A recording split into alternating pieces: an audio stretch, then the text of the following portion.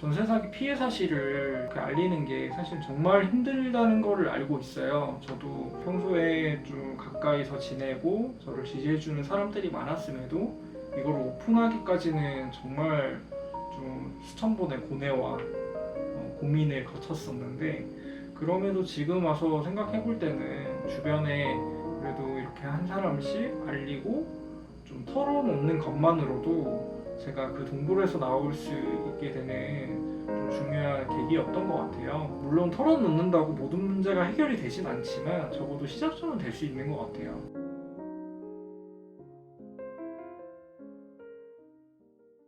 네, 안녕하세요. 저는 29살 청년 이철빈이고요. 현재 이제 IT 스타트업에서 본업은 일을 하고 있고, 그리고 이제 부업으로 활동하는 거는 이제 전세 사기 깡통전세 피해자 전국 대책위원회 공동위원장으로 활동을 하고 있습니다. 만나뵙게 돼서 반갑습니다.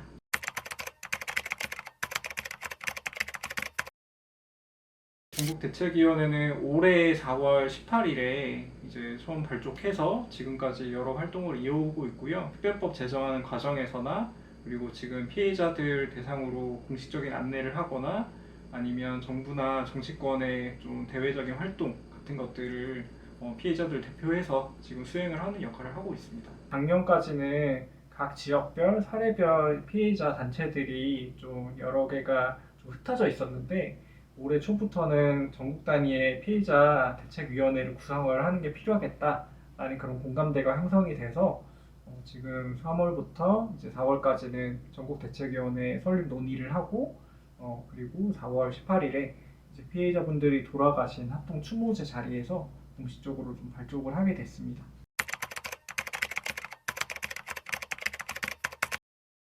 저는 작년 초에 이 전세 사기 피해 사실을 인지를 하게 됐고요. 그리고 이제 그때부터 전세 사기가 왜 일어나는지, 그리고 제가 좀 문제를 해결할 수 있는 그런 방법이 있는지를 찾아봤는데, 사실은 뚜렷하게 그 방안이 잘 보이지가 않았어요. 그래서 피해자들이 단체로 모여서 좀 법을 개정하거나 제대로 고치는 등의 그런 활동이 필요하겠다라는 생각을 하게 됐고, 작년 9월부터는 그 지금 제가 피해를 당한 김대성 전세 사기 피해자들과 함께 좀 여러 활동을 하게 됐었고, 저도 주도적으로 참여를 하다 보니까 자연스럽게 지금은 전세 사기 대책위원회의 공동위원장으로 활동을 하게 된 거죠.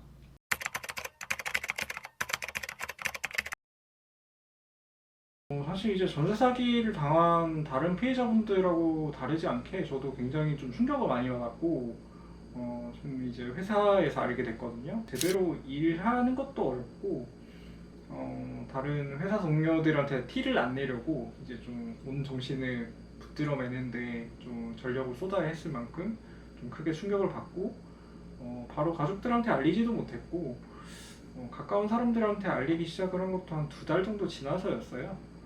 굉장히 그 2달의 시간이 힘들었고, 자책을 되게 많이 했어요.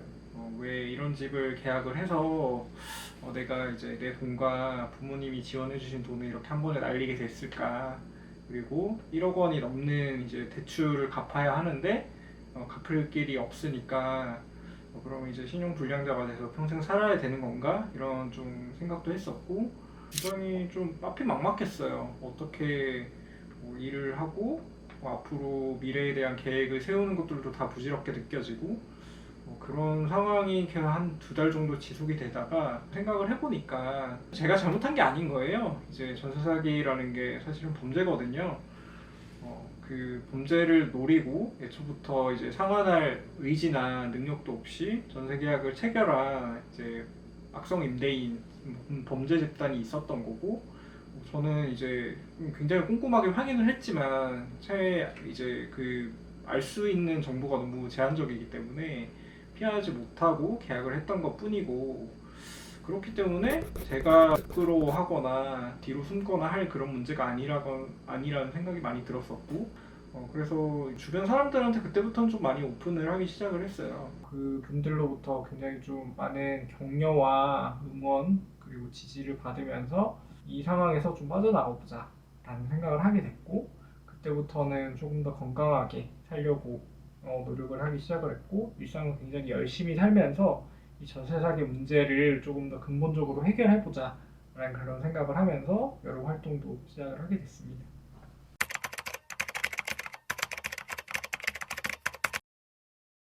일단은 전세 사기 문제가 이렇게 집단적으로 그리고 조직적으로 발생한 사례가 없었어요, 이전에는. 그런데 2019년부터 이런 좀 조직적이고 좀 정말 악의적인 전세 사기가 빈번하게 일어나면서 피해자들이 이제 도처에 좀 많이 발생을 하게 됐고요.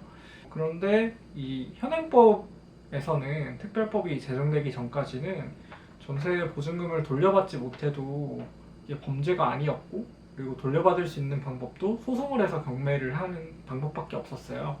그런데 경매를 하면 보통은 본인이 돌려받아야 될 보증금보다 훨씬 낮은 금액으로 밖에 돌려받지 못하거나 운이 안 좋으면 경매가 진행이 돼서 본인을 내쫓기는 상황이 되거든요. 그렇기 때문에 피해자들이 사실은 실질적으로 피해를 구제받을 수 있는 방법이 없었어요. 그렇기 때문에 이 전세사기 특별법을 제정을 해서 피해자들을 먼저 좀 구제를 해달라라고 피해자들과 시민사회에서 많은 요구를 했었고요. 불행 중 다행인 게 전세사기 특별법이 제정이 되긴 했지만 한계가 너무 많아서 좀 사실은 피해자들은 지금 체감을 못하고 있는 상황이에요. 일단은 피해자 인정 요건이 지금 너무 엄격하게 되어 있고, 피해자 심사를 할 때 이 사람이 어떤 이유로 탈락을 했는지 이런 것들에 대해서도 제대로 상세하게 정보를 제공하지 않아요.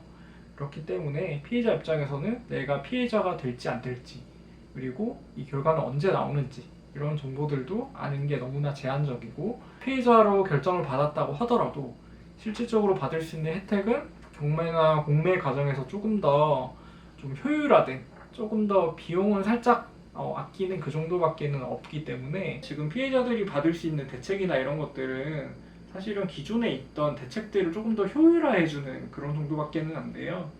뭐 피해자들이 이 경매 과정에서 이 주택을 먼저 낙찰받을 수 있게끔 해준다든지 이런 주택들이 있지만, 그 주택들이 하나하나 따져보면 피해자 입장에서는 너무 난관이 많고 한계가 많아요. 그렇기 때문에 피해자들은 이게 무슨 특별법인가, 전혀 특별하지 않다라는 그런 이야기를 하고 있고, 그래서 이제 저희 전국대책위에서는 피해자들의 입장을 대표해서 이 특별법은 아직도 개정해야 될 것들이 너무 많다, 피해자 요건도 조금 더 완화해야 하고, 그리고 피해자들을 지원할 수 있는 방안도 조금 더 다양하게 그리고 폭넓게 보장해야 한다라고 그렇게 이야기를 하고 있습니다.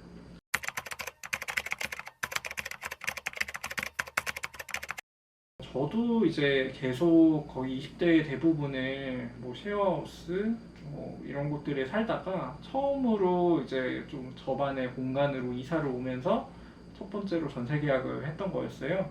그래서 사회 초년생이나 신혼부부 이런 계층이 특히 이제 좀 빌라, 오피스텔 이런 쪽에 조금 더 전세 계약을 많이 하죠. 근데 이제 피해자들이 좀 20대, 30대 젊은 나이에 지금 사실은 거의 뭐 억대의 빚을 떠안게 되는 상황이 되고, 제일 심한 경우는 난 여기에 돈도 내고 다 계약도 하긴 했지만 그 계약이 좀 불법 계약이어서 이제 당장 거리로 나앉게 되는 그런 분들도 계세요.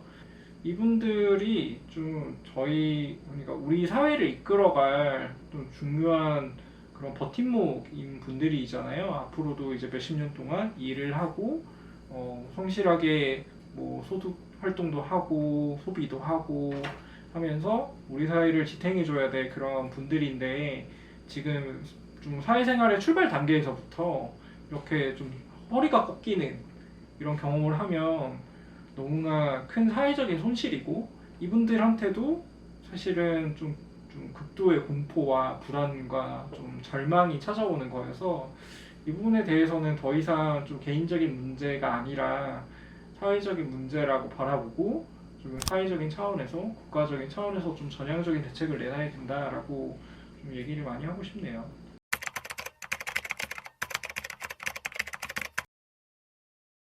전세 사기 피해 사실을 좀 주변이나 이렇게 알리는 게 사실 정말 힘들다는 거를 알고 있어요. 저도 평소에 좀 가까이서 지내고 저를 지지해주는 사람들이 많았음에도 이걸 오픈하기까지는 정말 좀 수천 번의 고뇌와 고민을 거쳤었는데, 그럼에도 지금 와서 생각해 볼 때는 주변에 그래도 이렇게 한 사람씩 알리고 좀 털어놓는 것만으로도 제가 그 동굴에서 나올 수 있게 되는 좀 중요한 계기였던 것 같아요.